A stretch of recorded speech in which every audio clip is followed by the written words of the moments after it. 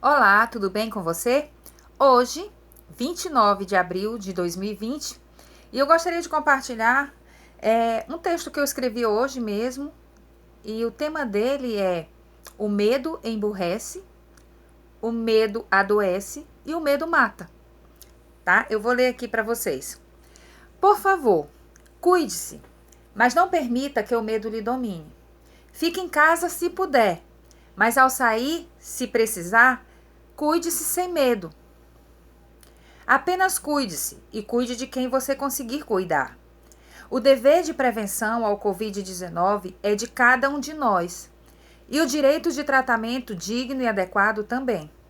O Estado deve garantir esse direito, mas como podemos perceber, muitos desviam recursos e o sistema de saúde precário não é novidade, pois é reflexo de uma prática constante de corrupção que assola e mata mais que qualquer vírus. Portanto, ainda que você tenha direitos ao tratamento, talvez ele não seja oferecido pelo seu governador ou prefeito. Então, cuide-se. Se puder, tome vitamina C, se exponha ao sol no quintal ou na varanda da sua casa, beba bastante água. Se sentir os sintomas, haja como quem tem o vírus. Se isole e tome aquelas medicações que a vovó recomenda: chá de boldo com alho e limão, um gargarejo com água morna e bicarbonato, um paracetamol para a dor, mas não tenha medo. O medo lhe fará pensar que não tem UTI suficiente, que não tem respirador suficiente, que ninguém encontra cloroquina, anita e nem mesmo ivermectina na cidade. O medo faz você pensar na morte o tempo inteiro e lhe paralisa diante de atitudes tão simples que poderiam lhe salvar. Não fique esperando do governo o que ele não se importa em lhe dar. É sua responsabilidade agir e salvar-se com dicas de quem já venceu. E graças a Deus, muito mais são os que venceram do que aqueles que sucumbiram. Evite ver e ouvir o que alimenta o medo, e ouça pessoas que lhe enchem de esperança e coragem. Cuide-se e confie em Deus completamente. Mesmo em época de pandemia, Ele continua disponível para ajudar você. O seu desespero pode matar você. Sim, muitas pessoas em situação de risco real de vida tomam decisões insanas para se livrarem da morte e não percebem que foram em direção a ela, pois o pavor tira a racionalidade. Vemos isso em casos de incêndio, desmoronamentos e outras tragédias inesperadas. Você já tem muitas informações importantes para salvar-se sem desespero, sem atropelar-se no caminho.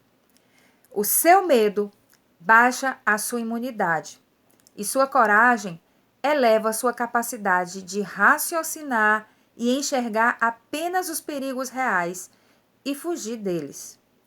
Não temas. Você sabia que na Bíblia tem 365 não temas? Um para cada dia do ano, inclusive para o ano de 2020.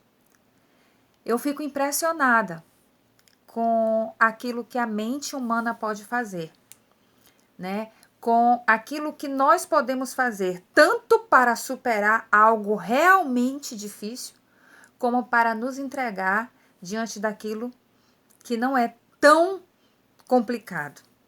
Tudo começa aqui. O medo nos emburrece, ele tira a nossa racionalidade.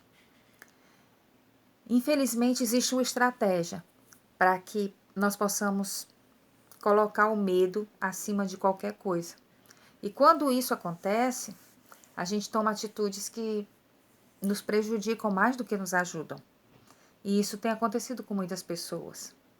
Eu gostaria de deixar essa mensagem para que você possa ouvir testemunho de pessoas que já passaram pela experiência e que já sobreviveram.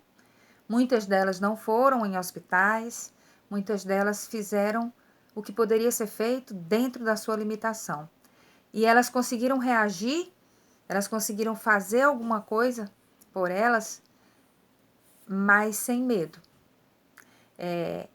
Todas as tragédias, né, inesperadas, a gente vê pessoas, por exemplo, pisando umas nas outras e algumas morrem pisoteadas, outras, ao invés de seguirem o fluxo onde teria a saída de emergência, elas correm para um ambiente sem saída por causa do desespero, do pavor, e elas morrem por causa dessa decisão baseada no pavor e no desespero.